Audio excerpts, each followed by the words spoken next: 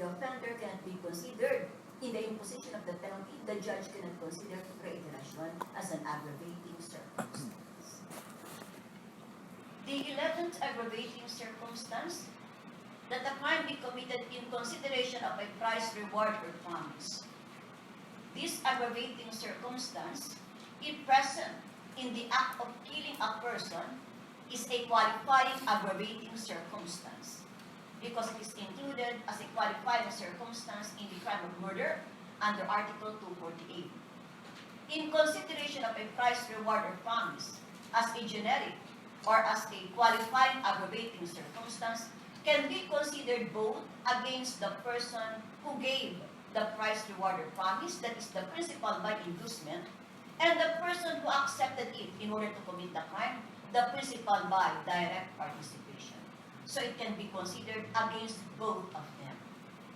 Then we have the 7th aggravating circumstance, that the crime be committed by means of inundation, fire, poison, explosion, stranding of a vessel or intentional damage thereto, derailment of a locomotive, or by the use of any other artifice involving railways or wind. If the crime is committed by any of these means mentioned in paragraph 7, it would be considered as a generic aggravating circumstance. But if that crime committed by means of any of these mentioned in paragraph 7 happens to be that of killing a person, it will be considered as a qualifying aggravating circumstance. Because paragraph 7 is also included in the enumeration of qualifying circumstances in the crime of murder under Article 248. The accused killed the victim by means of poison.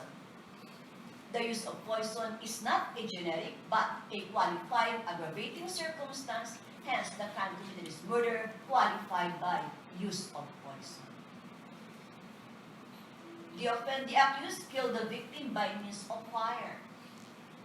The crime committed is murder. The use of fire is a qualifying aggravating circumstance and not merely a generic aggravating circumstance. The 13th aggravating circumstance, that the crime be committed with evident premeditation. Evident premeditation is the stubborn adherence to a decision to commit a crime. It requires deliberate planning before the actual execution of the crime.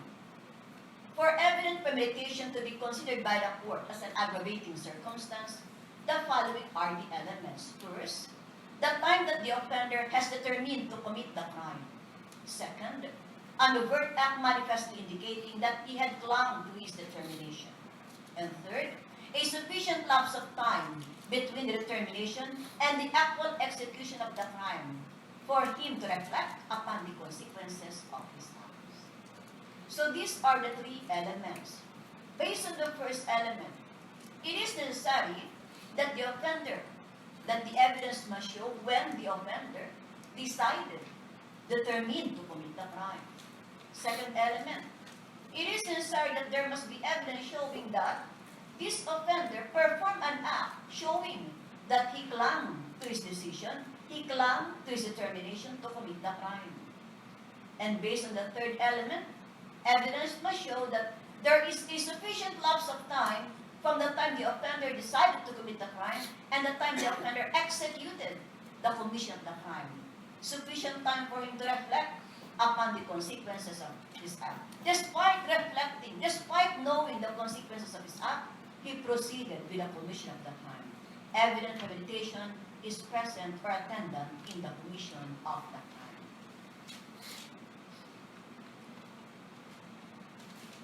X had long wanted to kill Y, and he tried to, ever since there was a heated altercation between X and Y on the first day of the month of July, X had long wanted to kill Y. Every night, he would be thinking of the ways to kill Y. He wanted to get even. And so, one day, about a week after the said incident, X went to a person who makes knives and bolos, and he bought one. A particular bolo, sharp one, and he brought it home. And then he hid it. He believed he will be using this the moment he saw why. A month thereafter, while X was in his house, gardening, he saw Y passing by. Upon seeing Y, X immediately ran inside the house, and then thereafter, he took the bolo that he bought, went after Y, who was fast walking, and hacked Y repeatedly at the back until Y died. Is the aggravating circumstance of evident premeditation attendant? First, the time that the offender is determined to commit the crime. He has decided to commit the crime after the heated altercation on the 1st of July. Did he show any act revealing that he clung to his determination? He bought a bolo. For nights he could not sleep. He had long wanted to kill by to get even, and he bought a bolo, particularly to be used in killing Y. And then he executed the crime. A month had passed from the time of the decision to the time that he executed the crime. That is a sufficient lapse of time for him to reflect, determine the consequences of his act. Therefore, evident premeditation attended the commission of the crime. The 14th aggravating circumstance, that craft, fraud, or disguise be employed. Craft refers to cunning or intellectual trickery resorted to by the accused, so that the victim would perform an act that will make the accused carry out his evil design. Fraud means deceit. And here, the offender resorted to machinations that will make the said offended party perform an act again for the offender to carry out his evil design. And lastly, disguise. Disguise refers to the use of ways, means, devices, so that the offender's identity would be concealed. This craft, fraud, or disguise can be considered by the court collectively or individually, depending on their presence or absence in the commission of the crime.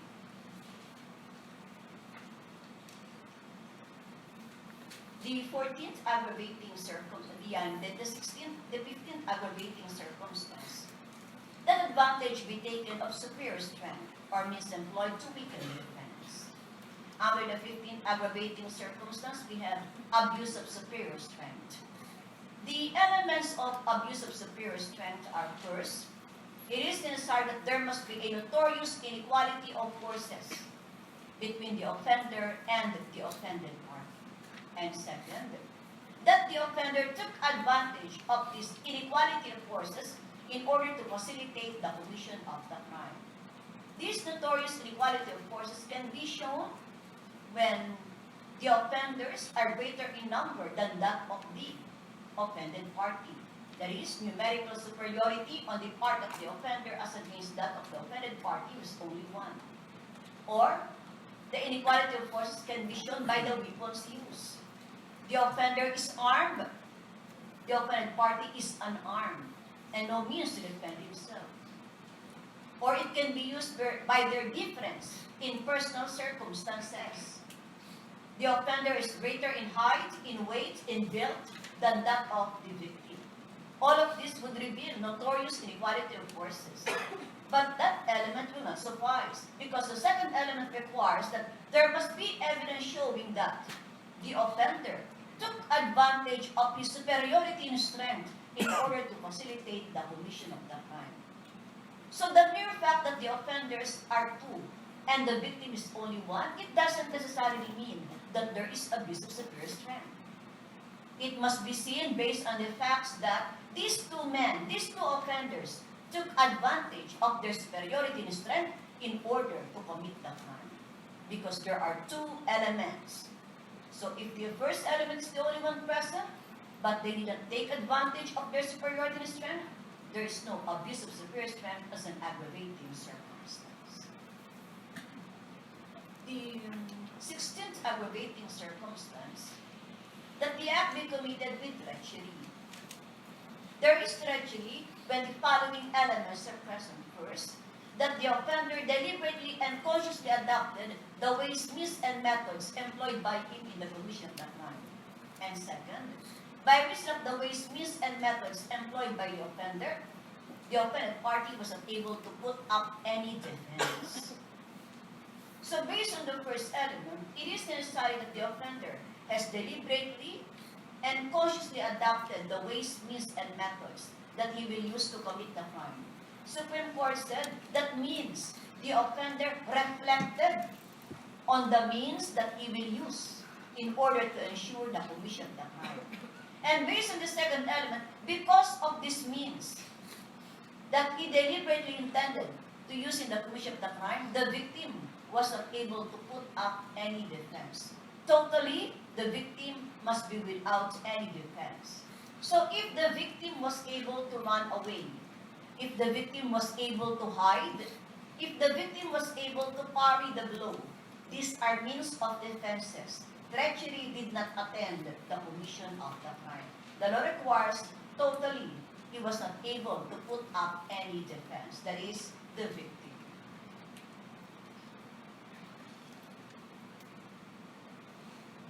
X and his family, his father, mother, and child, were all at the porch of their house. It was about 8 o'clock in the evening.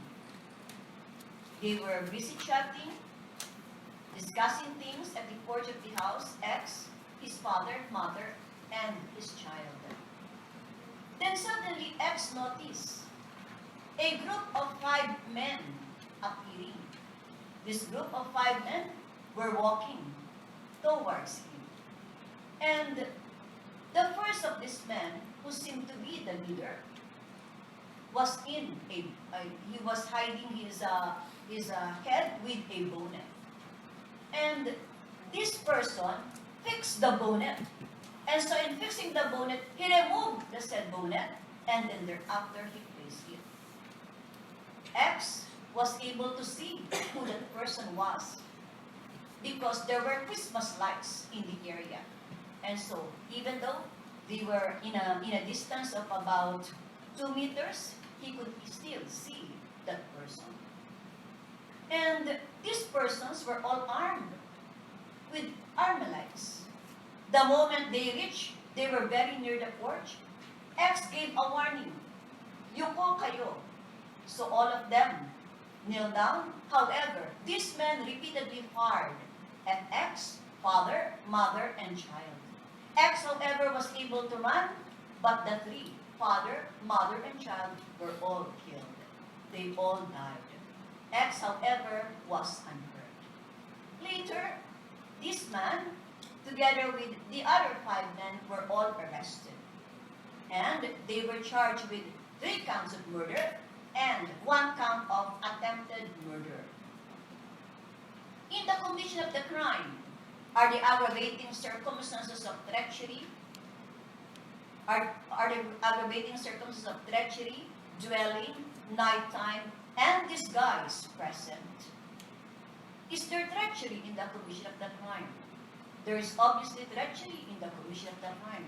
Obviously, these men deliberately adopted the ways, means, and methods employed by them in the commission of the crime. By reason thereof, the victims were without any defense.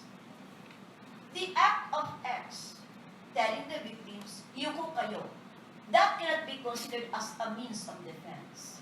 It cannot be considered as a means of defense because the said persons were already very near and they could no longer fight. And by reason thereof, the said victim were totally without any defense. How about disguise? Is disguise present? Supreme Court said yes. Disguise is present.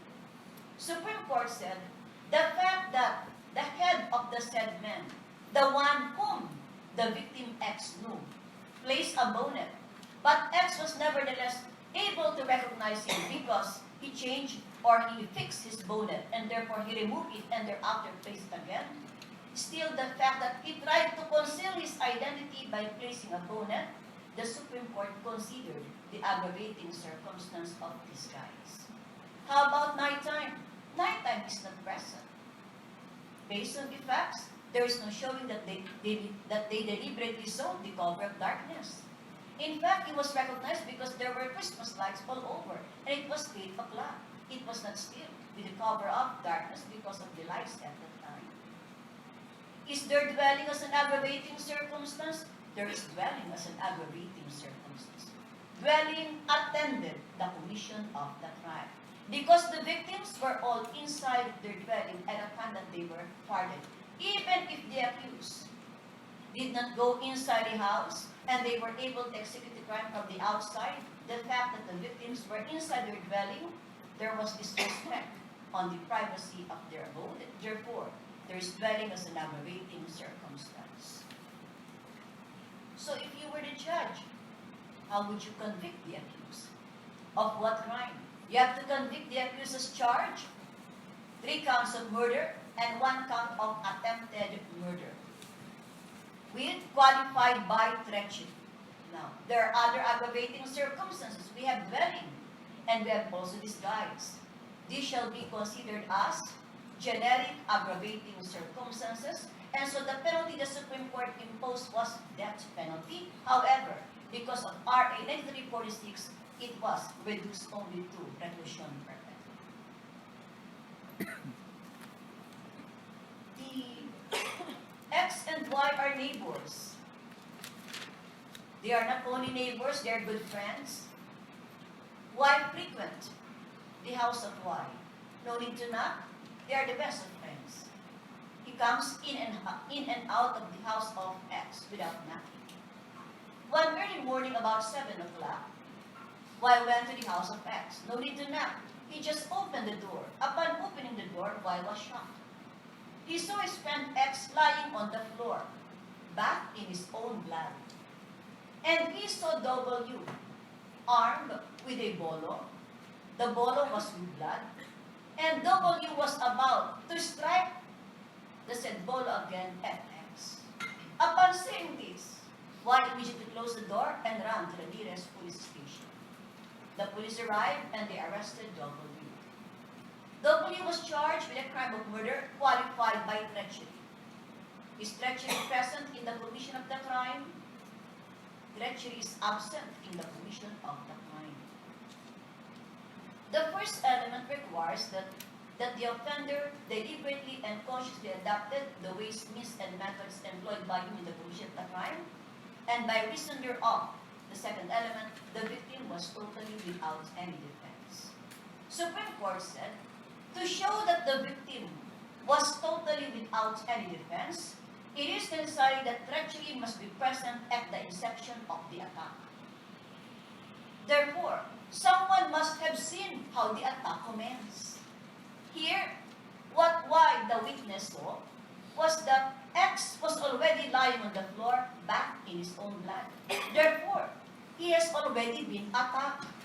And Y did not see the first attack.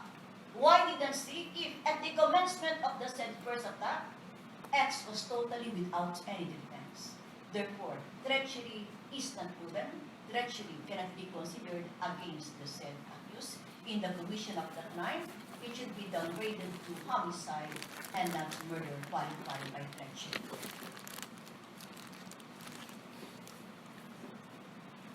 X was arrested by the police officer. X was brought to the police station, and X was placed with handcuffs. When he was brought to the precinct, he was made to sit on a bench in front of the desk officer. And since he was already inside the precinct, his handcuffs were removed. The arresting officer left him with the instruction, do not leave, I'm just going to the investigator. And so, the said arresting police officer went to the investigation room. About 15 minutes later, the said arresting police officer was walking towards X, still seated on the bench. And upon seeing the said police officer, the arresting police officer, X stood up from the bench, walked towards the police officer, and pretending to be asking if there is the investigator, X went nearer the arresting police officer, then suddenly he grabbed the service pistol of the arresting police officer. After grabbing the said pistol, he pointed it at the police and fired. The police died. Thereafter, he immediately took the secretary at the said precinct by the neck and placed the said pistol at the said secretary and told the police officer that if they move, if they make any motion, the secretary would be next to the police. And so, the other police officers couldn't do anything. X was walking towards the door, holding the secretary on the neck with a gun pointed at her. When he was very near the door, he released the secretary. On his way out, he saw a pregnant woman coming inside. Believing that this pregnant woman might be an hindrance to his act of coming out, he shot the woman died. Finally, he was able to leave. But he was thereafter arrested. What crimes had been committed by X? Insofar as the killing of the police officer is concerned, the crime committed is homicide. The crime committed, is murder. It is qualified by treachery. Treachery is attendant, all the elements are present. That the offender deliberately and consciously adopted the ways, means, and methods used by him in the commission of the crime. From the time he was told to sit on the bench, to the time the arresting police officer arrived again, 15 minutes had lapsed. By the time, he already devised the ways, means he will use in order to kill the police. And so when the arresting police officer arrived, he walked towards him, grabbed the pistol, and shot the police, totally without any defense. Therefore, the crime committed is murder, qualified by treachery. Insofar as the killing of the woman is concerned, the crime committed is homicide. The crime committed is homicide because the said killing happened at the spur of the moment. Supreme Court said, when the meeting between the accused and the offended party was done instantly at the spur of the moment, and the attack was done impulsively, treachery did not attend the commission of the crime. Treachery cannot be presumed from the mere suddenness of an attack, because the law requires that he must have reflected upon the ways, means, and methods to be used by him.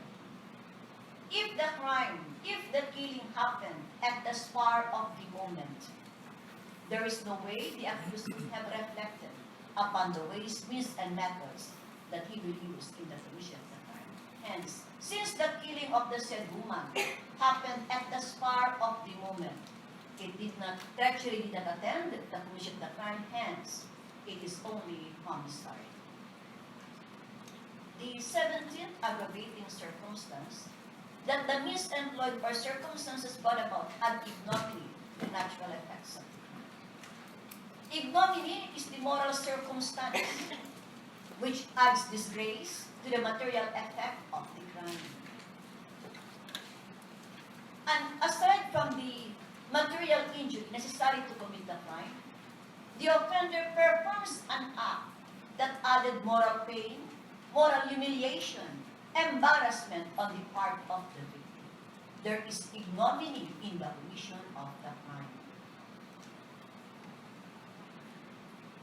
The victim of rape, in an old case, the victim of rape was found on a vacant lot filled with grass. She was naked without any clothing. Mud was inserted in her genitalia. Supreme Court said ignominy attended the commission of the crime. Inserting mud on the genitalia of a rape victim is not necessary to consummate the crime of rape. It merely added moral pain, moral suffering on the part of the said victim. In another case, the accused raped the victim in the presence of the father of the victim. However, before raping the victim in the presence of the father, the accused examined the genitalia of the victim with the use of a flashlight in the presence of the father of the victim. Supreme Court said ignominy attended the commission of the crime. Examination of a rape victim's genitalia with the use of a flashlight is not necessary to consummate the crime of rape. It being done in the presence of the father, it added moral pain, moral suffering on the part of the said victim. Hence, ignominy attended the commission of the crime. Then we have the 18th aggravating circumstance, that the crime be committed after an unlawful entry. Let us relate it to the 19th aggravating circumstance, that as a means to the commission of the crime, a wall, roof, floor, door, or window be broken. So they are related to each other. In the 18th aggravating circumstance, the crime was committed after the unlawful entry. There is unlawful entry if entrance is effected through any means which is not used for entry.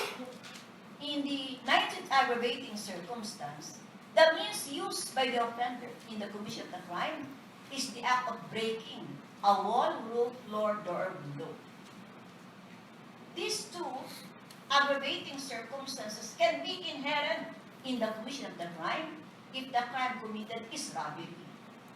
Because robbery is always committed either with violence against or intimidation of persons or by use of force upon claims. So if the unlawful entry or if the act of breaking any wall, roof, floor, door, or window is done in order to commit the crime of robbery, under Article 299, first paragraph, it is absurd, it is inherent, because it is the very means for making an unlawful entry. The essence of the crime of robbery under Article 299, first paragraph. So, the accused or ex wanting to rob the house of Y broke open the window of the house. It was a glass window.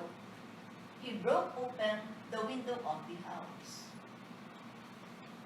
After breaking the window, he immediately saw that there was this bag just very near the window. There on top of the table, there was this bag, and there were also 2 cell phones. And there were no persons inside the room. So after breaking the window, he did not enter. He just placed his hand, entered his hand on the said broken window, took the bag and the 2 cell phones, and then he left. In the commission of the crime is the aggravating circumstance that the window is broken present. In the commission of the crime, the breaking of the window is considered as an aggravating circumstance. It will increase the imposable penalty because the crime committed is not robbery but theft. The crime committed is not robbery but theft because here the offender did not enter the premises of another after breaking the said window. He satisfied himself by just entering his hand and taking the bag and the 2 cell phones on top of the table. Since the crime committed is theft, the breaking of the window will be considered as an aggravating circumstance. But if in the same problem, after breaking the window, the offender entered the premises, took the bag, took the cell phones, and took other things, and then thereafter left also passing through the said broken window. This time, the crime committed is robbery, and the breaking of the said window in order as a means to commit the crime is considered already as inherent and therefore absorbed in the commission of the crime of robbery by use of force upon others. The 20th aggravating circumstance, that a crime be committed with the aid of persons under 15 years of age or by means of a motor vehicle, motorized watercrafts, airships, or other similar means.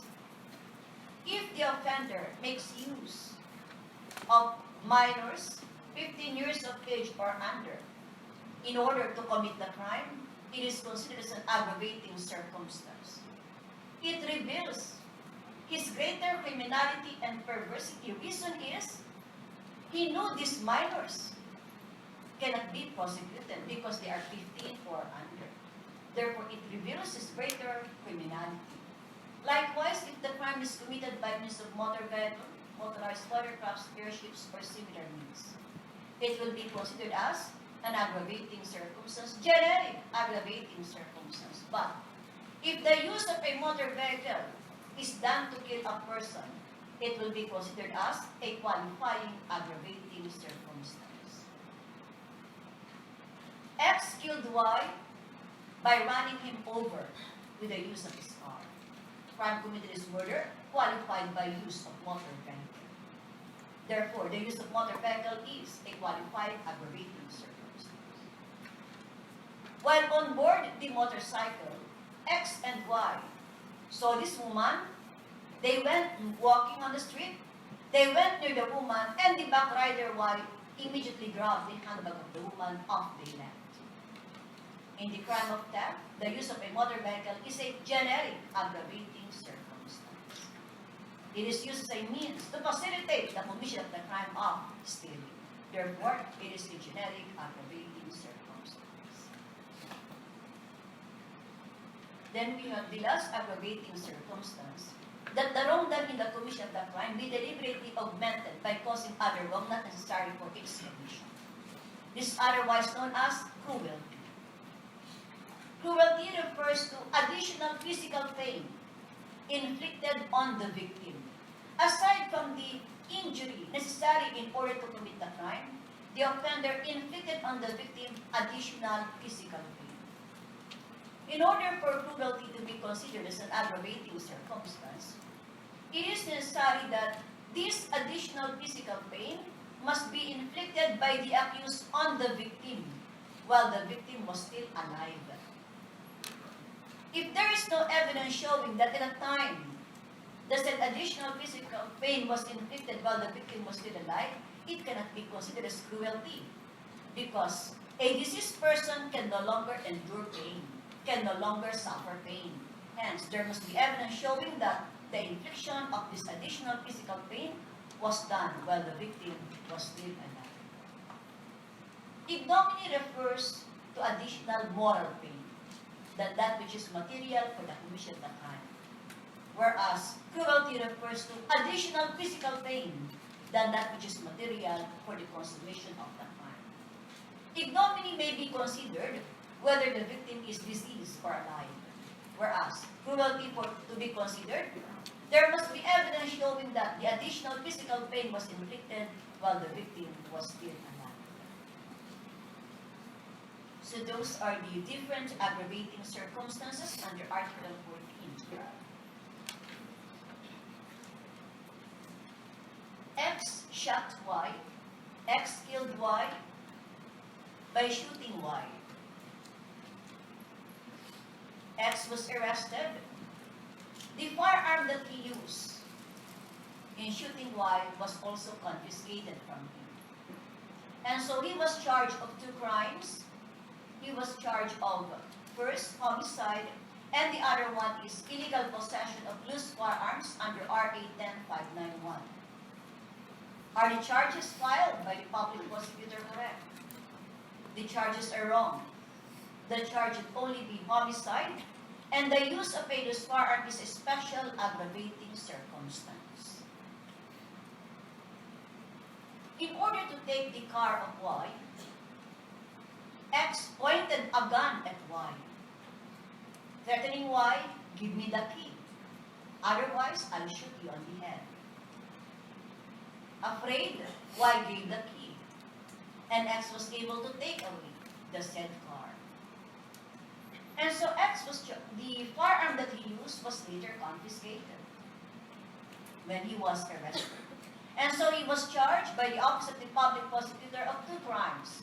One is carnapping, and the other one is illegal possession of loose firearms. Are the charges correct? The charges are wrong. The crime committed is only carnapping, and the use of a loose firearm is considered